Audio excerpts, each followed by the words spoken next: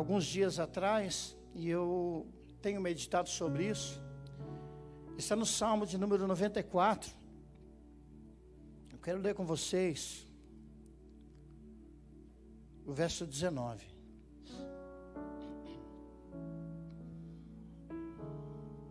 Glória a Deus.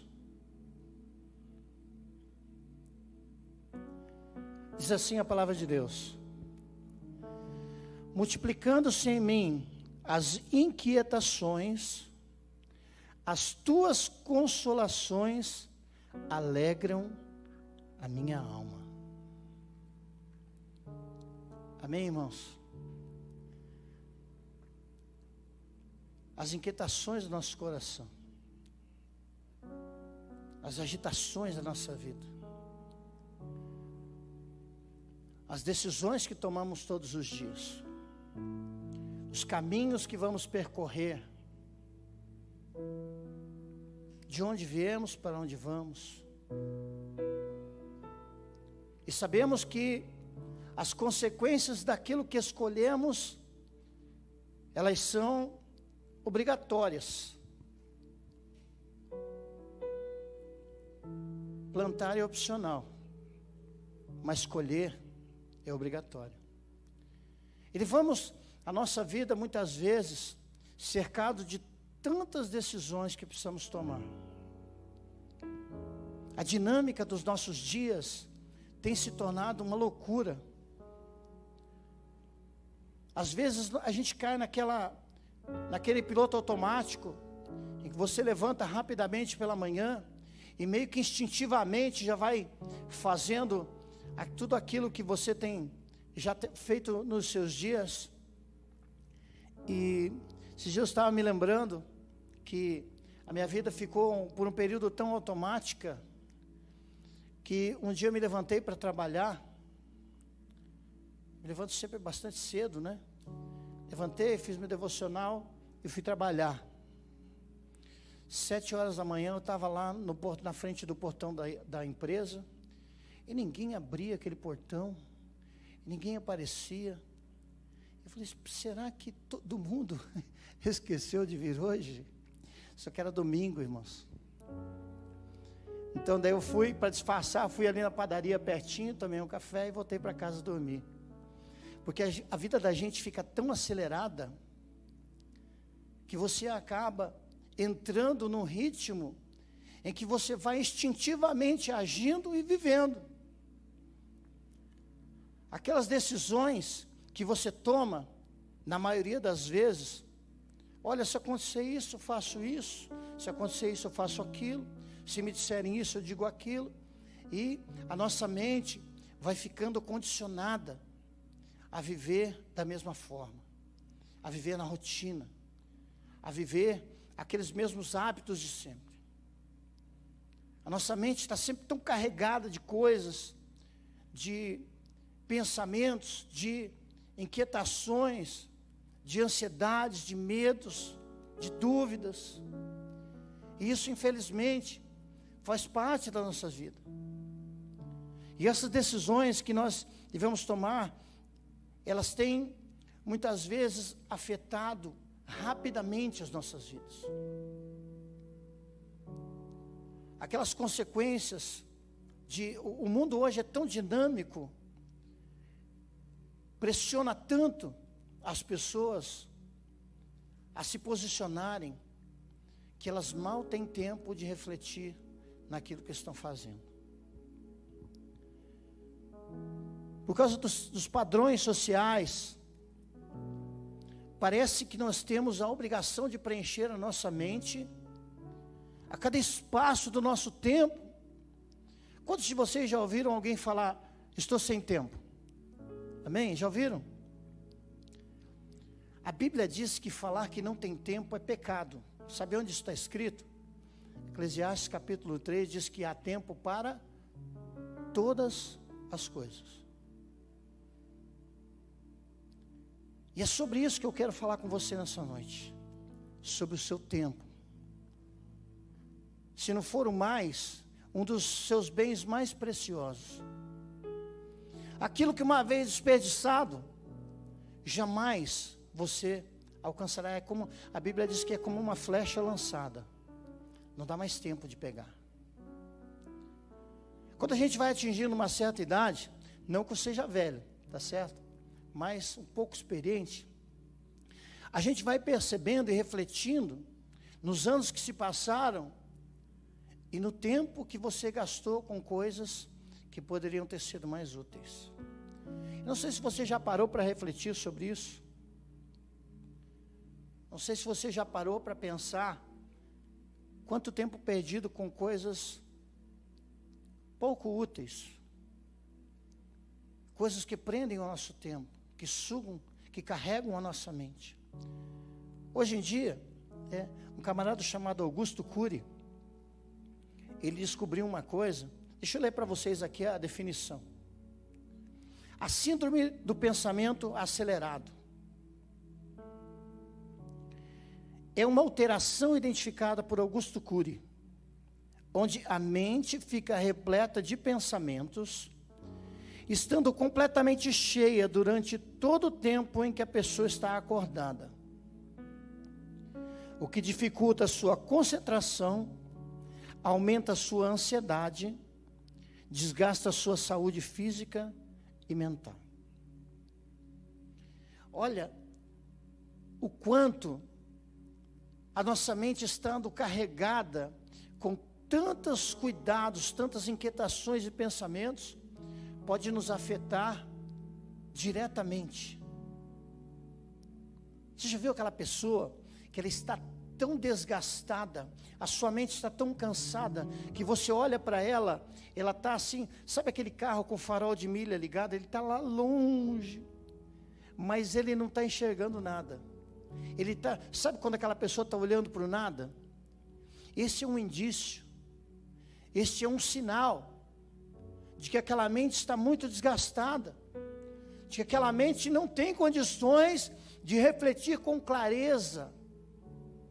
Agora você imagina uma pessoa nessa situação, tendo que tomar decisões a todo tempo. Você já teve a oportunidade de conversar com uma pessoa, que você está dizendo alguma coisa importante para ela, e ela está falando assim para você,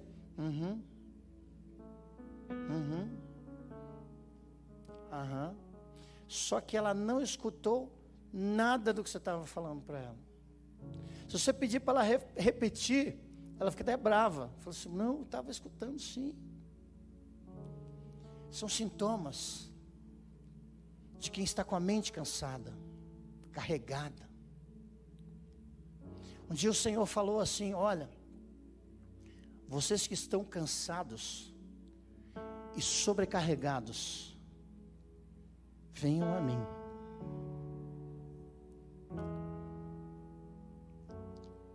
Às vezes a gente fica esperando Jesus vir até nós. Mas ele falou, está cansado? Está muito pesado? Olha, o meu jugo é suave, o meu fardo é leve. Venha até mim. Pode ser que hoje, as tantas pressões da vida que vocês têm sofrido, podem estar cansando, ocupando tanto a sua mente, a ponto de você chegar no limite de não saber o que fazer, não saber como proceder.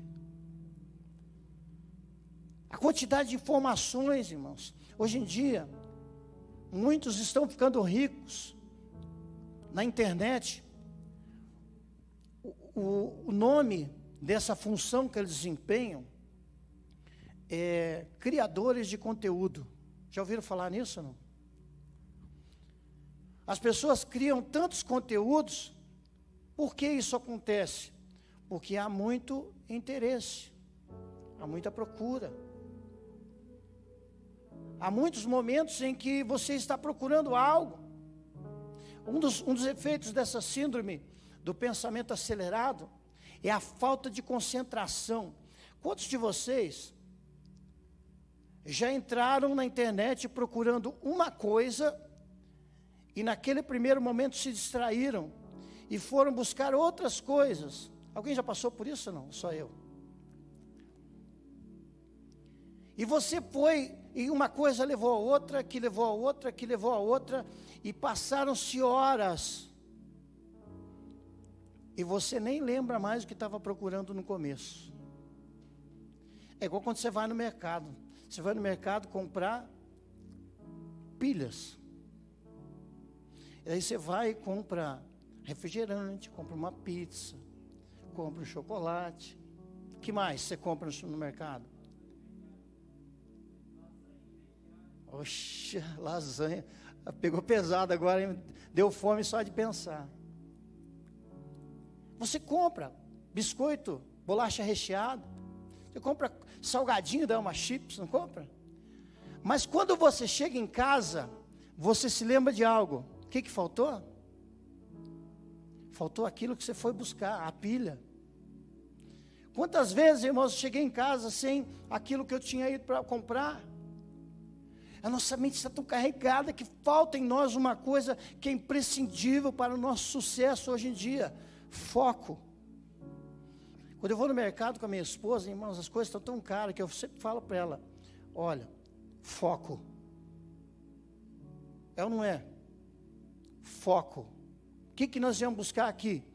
Ah, não, só queria dar uma olhadinha. Não, foco. As duas coisas, irmãos, que acontecem, que são uma bênção aí nesse ponto. Você vai rápido para casa, né? É mais rápido, e você não gasta tanto, né? Porque você tem foco. Você economiza o seu tempo. Buscamos, irmãos, coisas para a nossa vida, para preencher muitas vezes esse esgotamento. Puxa, como é legal comprar um carro novo. E não basta ser um... Eu descobri que depois de um tempo, eu descobri que o artigo, ele fala muito sobre aquilo que vem depois. Você não quer comprar um carro, você quer comprar o carro. Perceberam a diferença? Não? Você quer por quê? Porque a sua mente, as suas emoções, o seu coração está desejoso de preencher tudo aquilo que te faz falta com alguma coisa que te cause satisfação por um momento. Essa é a droga da atualidade. Gera uma sensação boa, mas muito momentânea. Não é duradoura. Paulo fala na carta aos Filipenses sobre uma coisa da mente. Ele fala assim: olha, tudo que é verdadeiro, tudo que é correto, tudo que é honesto, tudo que é justo, tudo que é puro, tudo que é de boa fama, e se nisso há algum louvor, seja isso que ocupa o vosso pensamento. Então, a Bíblia nos dá uma direção de como devemos ocupar o nosso pensamento. Hoje, um dos maiores ladrões de tempo da nossa vida chama-se YouTube. Ainda bem que eu não devo nada para esses caras, porque senão iam me cancelar, né? Hoje em dia, cancelar é a palavra do momento, né? Como isso toma o nosso tempo, como isso consome o nosso tempo, as nossas forças. Sabe, hoje a quantidade de informações, de conteúdos e de coisas relevantes que a internet oferece é muito grande. Eu sabia que a internet ensina até desentupir o banheiro? Ensina tudo. Mas sabe o que a gente procura, irmãos? A gente procura se distrair com coisas que vão levar a nossa mente para fora, para longe da realidade. Não para aquilo que é concreto, não para aquilo que acumula, não para aquilo que adiciona, não para aquilo que nos leva para frente, mas para aquilo que toma e rouba o nosso tempo. Não que sejam erradas essas práticas, mas eu vim hoje aqui, meus irmãos, meus jovens de Deus, para falar para você o que está consumindo o seu tempo. O que está consumindo o seu tempo? O que está ocupando a sua mente? E o que isto está produzindo na sua vida?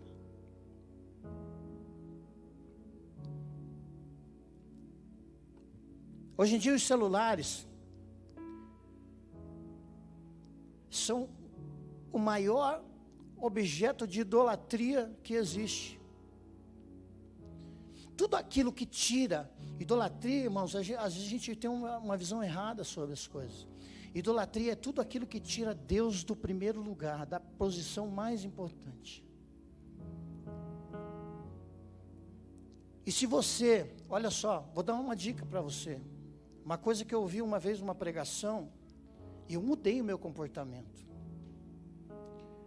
Você que ao levantar pela manhã desliga o seu alarme e olha primeiro no WhatsApp e depois na Bíblia, se é que olha na Bíblia, né?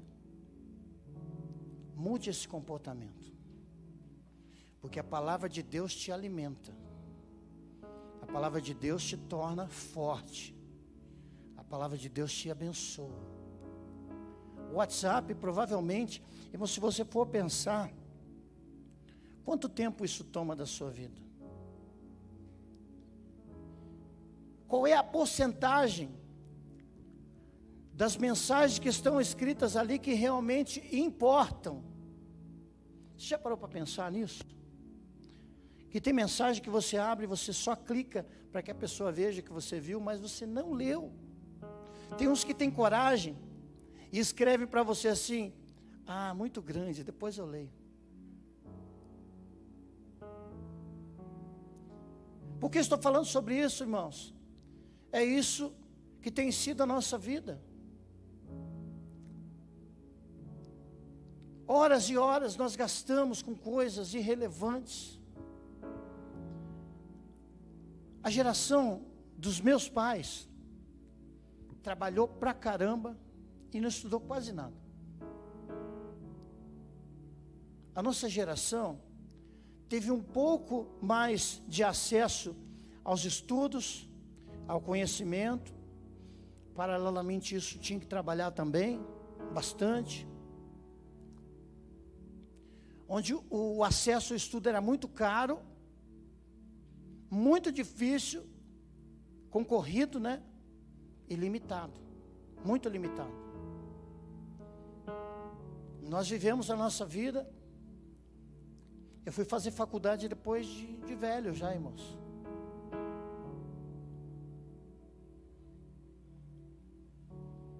Porque era um sonho que eu tinha e eu tinha que realizar aquilo.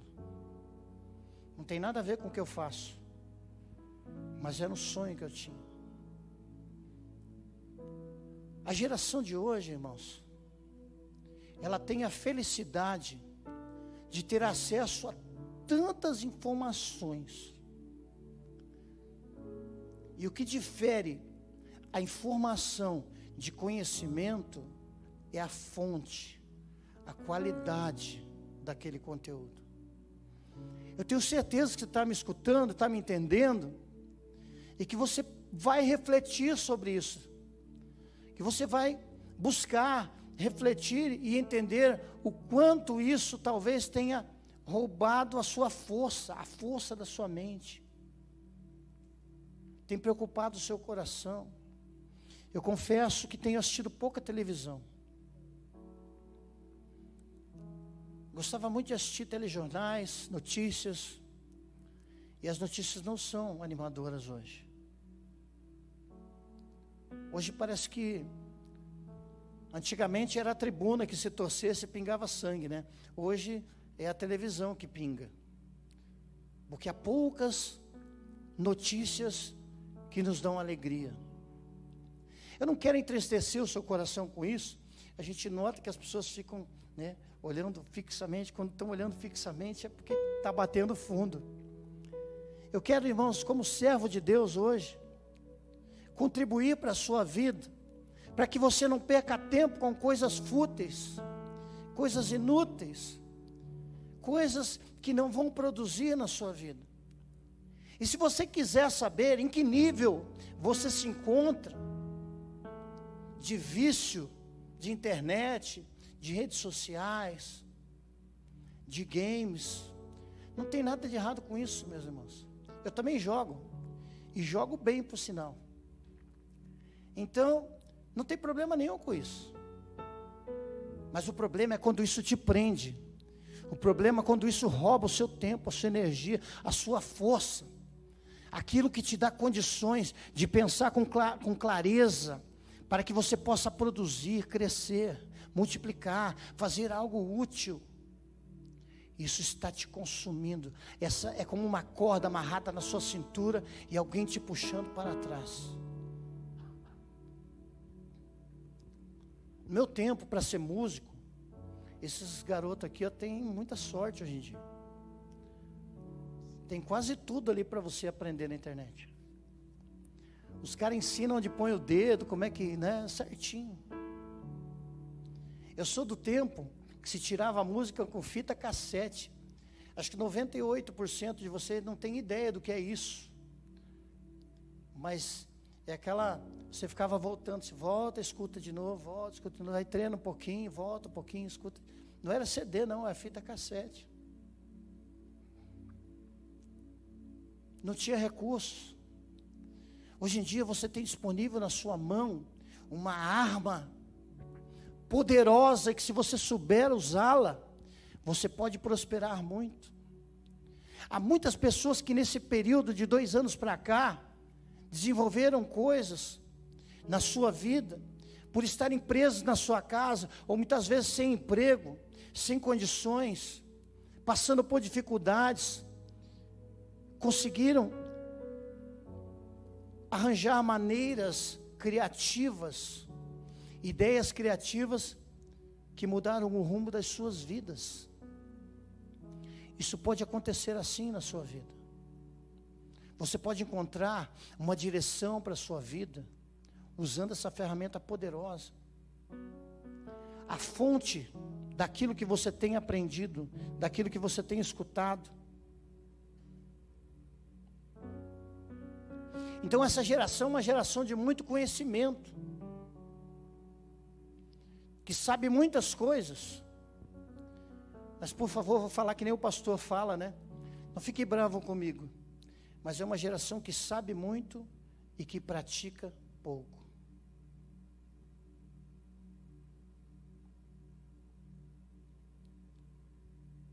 Falta atitude. Falta sangue nos olhos, como os mais antigos diziam. Falta aquela vontade, aquela garra, aquele desejo de partir para cima, de conquistar, de correr atrás. Eu sempre, quando eu tinha a idade de vocês, irmãos, eu queria ter a minha casa. Eu sonhava com ter a minha casa própria. Eu queria ter um bom emprego, eu queria ter a minha família. Eu já tinha coisas que eu tinha planejado, e eu estava caminhando em direção a isso.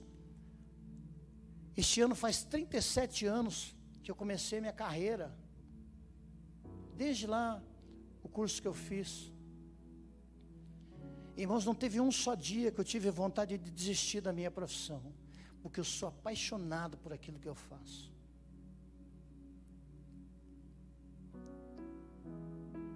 Comece a antecipar os seus planejamentos, comece a pensar, comece a dar rumo para a sua vida.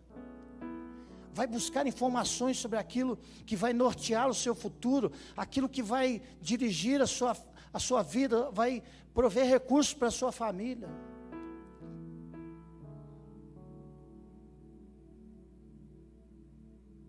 Uma vez, meus irmãos, eu estava, muitos anos atrás, é claro, eu estava trabalhando numa empresa que atrasava o salário.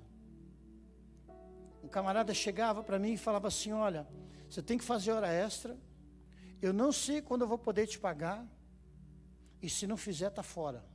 Era assim, simples assim. E a gente viveu ali um bom tempo sobre aquele jugo.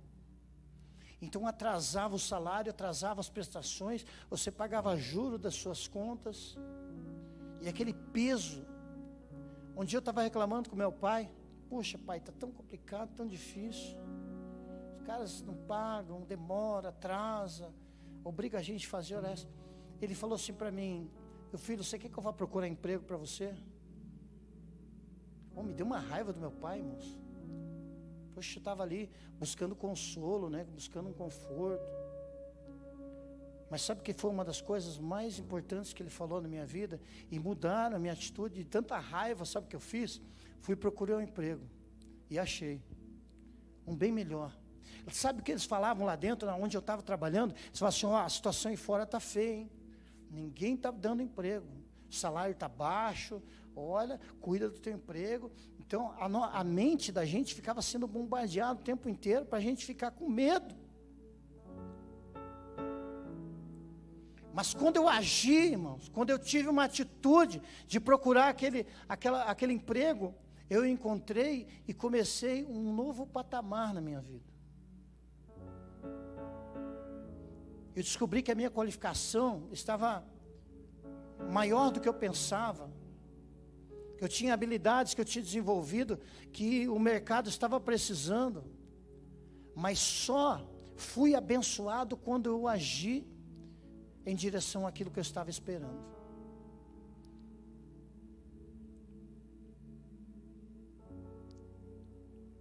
Mateus capítulo 7 diz assim: todo aquele que ouve as minhas palavras e as pratica, será comparado a um homem prudente que construiu sua casa sobre a rocha. Onde você está construindo a sua vida? A sua base é firme, é sólida? Você já sabe o que vai acontecer na sua vida? O que você quer para a sua vida? O que você quer para o seu futuro? Você já tem uma ideia? Às vezes, irmãos, o camarada entra na faculdade e ele gasta lá 2 ou 3 anos naquele curso, e os pais estão, ralando para bancar aquela faculdade. E aí vem aquela famosa frase, que eu já ouvi muitos falando. Quem sabe qual é essa frase? Acho que não era isso que eu queria. Não era bem isso que eu queria para a minha vida. Um desperdício de tempo de alguém que não se preparou para aquilo. Hoje eu quero dar uma palavra de Deus para a sua vida. Prepare-se, porque Deus quer te abençoar. Busque aprender sobre aquilo que vai dirigir a sua vida no futuro. Mas eu ainda não sei, pastor, mas procure. Converse com pessoas experientes. Quando eu me preparei para a profissão que eu executo até hoje, eu conversei com muitas pessoas mais velhas do que eu. Alguns amigos do meu pai trabalhavam nessa área e me explicaram como era. E eu falei, olha, se for isso mesmo, é isso que eu quero. Busquei o máximo de informações possíveis sobre aquilo. E quando eu cheguei lá, irmãos, era aquilo e era muito mais. Eu me apaixonei por aquilo de uma forma, e o meu coração, irmão, se encheu de alegria por saber. Nós tivemos, já contei para vocês, nós tivemos eu tive uma adolescência, uma infância muito difícil. Era tudo muito caro, muito difícil. Meu pai era doente, a minha mãe trabalhava de doméstica para ajudar a família. Então havia falta de muitas coisas. Fome nós não passamos, mas passamos muita vontade. E aquilo foi muito impactante na minha vida, a ponto de eu falar com Deus, Senhor, eu não quero essa vida para mim. Não menosprezando a minha família e toda a dificuldade que eles passaram, fizeram aquilo que eles podiam, o melhor que podiam. Eu dou glórias a Deus por isso. Fico muito feliz com isso. Mas aquilo chegou um momento em que eu refleti e eu entendi que aquilo não era suficiente para mim e que eu queria chegar mais longe. Eu quero profetizar sobre a sua vida, jovem. Levante a sua mão. Você vai chegar mais longe. Aquilo que os seus pais alcançaram, foi bom, foi suficiente, mas você chegará muito mais além. Em nome de Jesus, eu profetizo e declaro essa palavra sobre a sua vida. Não se contente com menos, mas é preciso buscar. Já estou terminando, pastor. Quero contar aqui uma coisa. Eu tinha um discípulo, era uma piada aquele camarada. Minha esposa acho que vai lembrar quem é. Eu sentava com ele para a gente conversar, ele me trazia o problema. Pastor, pois é, o problema é esse, tal, tal. Mas só que a Bíblia fala que a gente tem que fazer isso, tem que fazer aquilo e tal, que a gente tem que orar, tem que buscar e tal, e tal. Daí levantava e me deixava ali falando sozinho e ia embora. Ele se autopastoreava. Ele só queria alguém para ouvir ele. O cara sabia tudo que tinha que fazer, mas não fazia. Porque o resultado daquela teoria toda que ele conhecia muito bem, até melhor do que eu, não era praticado. Você pode sair por aquela porta hoje e dizer assim, puxa, mais uma mensagem daquelas. Ou então você pode sair por aquela porta e falar assim, eu vou hoje, a partir de hoje eu vou mudar a minha vida. Eu vou buscar em Deus aquilo que vai abençoar a minha vida e eu vou agir. Essa palavra que eu tenho para a sua vida hoje, haja. A atitude faz diferença, a teoria não. Às vezes a gente é muito bom de teoria, mas não age. Tá bom, pastor, mas já entendi o que está errado. Agora me diga como é que eu faço. Me dá uma dica. A maior faculdade do ser humano é o pensamento. Você precisa esvaziar a sua mente para que você possa refletir com calma, com tranquilidade. As preocupações da vida, irmãos, não permitem. As inquietações, como nós lemos lá no começo, elas consomem as nossas energias, elas tiram a nossa saúde, o nosso foco, elas atingem as nossas emoções mais profundas e elas nos arrastam para baixo. Então eu quero dizer para você nessa noite, busque momentos de quietude na sua vida. Ó, uma música dessa aqui, ó. Tá certo que ela é meio triste, dá até vontade de chorar às vezes, mas busque uma música como essa. Brincadeira, Eduardo. Procure um ambiente silencioso. Não precisa orar. Não precisa ler a Bíblia. Mas relaxe a sua mente. Busque um momento de descanso, de tranquilidade, de paz. Então, as coisas vão começar a ficar mais claras na sua mente. As ideias criativas vão surgir. Vou dar mais uma chance para você que não ouviu. As ideias criativas vão surgir. Você quer ser alvo de milagres? Não se esconda. Um alvo tem que aparecer.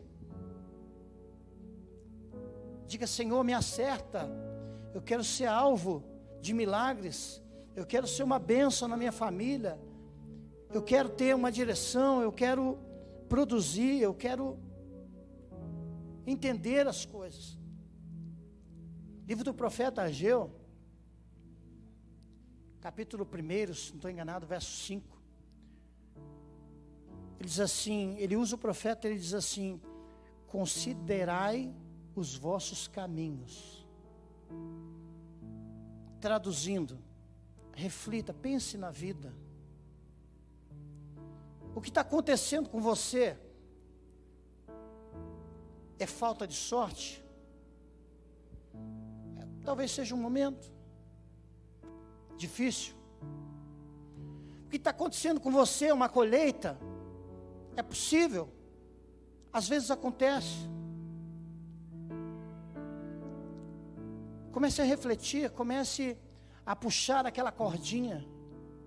Certamente você vai chegar a uma decisão correta. Mas é no silêncio.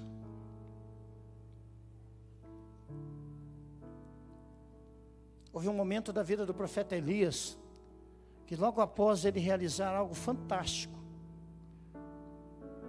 uma oração de mais ou menos umas 90 palavras, 1 minuto e pouco de oração, ele vê a nação inteira de Israel de joelhos no chão, declarando: só o Senhor é Deus. Esse camarada ficou tão famoso, tão conhecido, não em Israel, porque ali ele já era, mas nas nações vizinhas, se espalhou a fama do profeta Elias. E no dia seguinte, ele estava fugindo de Jezabel, com medo de morrer. Ele corre e se esconde dentro de uma caverna, e eu acredito que ali ele teve tempo bastante para pensar, para refletir. Ele estava com a sua mente inquieta, carregado de tantas emoções ruins. Ele estava pensando: estou sozinho, fui abandonado e agora eu vou morrer. Então Deus fala assim: vem aqui fora que eu quero falar com você. Tome essa palavra para a sua vida. Deus quer que você saia dessa caverna para que Ele fale com você. E a Bíblia nos diz lá, 1 Reis capítulo 19, é o texto, se você quiser ler depois, diz que veio um vento, mas Deus não estava no vento. Depois veio o terremoto, mas Deus também não estava no terremoto. Depois veio o fogo, mas Deus não estava no fogo. Tudo isso pode estar passando na sua vida. O vento, o terremoto, o fogo. Mas a Bíblia diz que Deus estava onde? No silêncio. Você já ouviu o som do silêncio? A Bíblia diz que no sussurro o Senhor falou com ele. Talvez esteja faltando isso para a sua vida. Você pode se colocar de pé?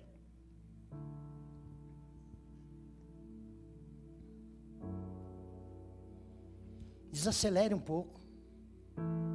Relaxe um pouco. Eu sei que a vida do jovem é muito intensa, é muito corrida, é muita doideira às vezes. Mas Deus quer te dar momentos de paz, para que na clareza dos seus pensamentos venham decisões que venham abençoar a sua vida. Amém, irmãos?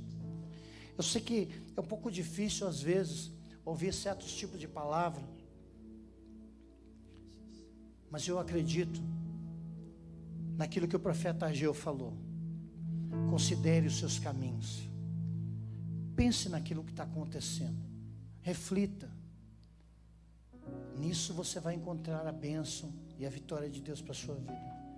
Senhor meu Deus, neste momento, Senhor, eu quero orar pelos teus filhos, que porventura estejam com as suas mentes tão cansadas, tão fadigadas, tão inquietos, meu Deus, com aquilo que haverão de fazer, com aquilo que haverá de acontecer nas suas vidas, precisando de um rumo, precisando de uma direção, precisando, meu Deus, de clareza nos seus corações, nas suas mentes. E neste momento, Senhor, eu quero ministrar sobre a vida deles, Pai. Que haja uma quietude nos seus corações. Que haja, Senhor, clareza de pensamentos. Que haja, Senhor, firmeza nas atitudes, não apenas de teoria, mas de atitudes, Senhor. Porque o Senhor não é um Deus que fica parado. O Senhor é um Deus de movimento. O Senhor é um Deus de obras. A Tua palavra nos ensina que o Senhor criou todas as coisas com a força da Sua palavra, e que a obra, Senhor, das Suas mãos, tão poderosa que somos nós, não pode andar errante por aí, Senhor, sem direção, com a sua mente e o seu coração carregado. Neste momento, Senhor, a paz que excede todo entendimento, guarde, Senhor, os seus corações, as suas mentes, que haja tranquilidade, Que haja, Senhor, quietude, que as ideias criativas, oh Senhor, que o rumo, Senhor, para as suas decisões, os seus planejamentos, as suas atitudes sejam dirigidas por aquilo que o Senhor tem planejado para as suas vidas. Eu os abençoo, Senhor, porque eu creio que grandes personalidades estão neste lugar nessa noite. Pessoas que o Senhor levantou com grande autoridade, não apenas espiritual, mas nessa sociedade da qual eles fazem parte. Haverá um romper, Senhor. Haverá um rompimento. Haverá, Senhor, direção. Haverá, Senhor, discernimento. Aquilo que é necessário para a sua vida estará disponível. Mas o Senhor declara sobre a sua vida: fique atento, fique focado,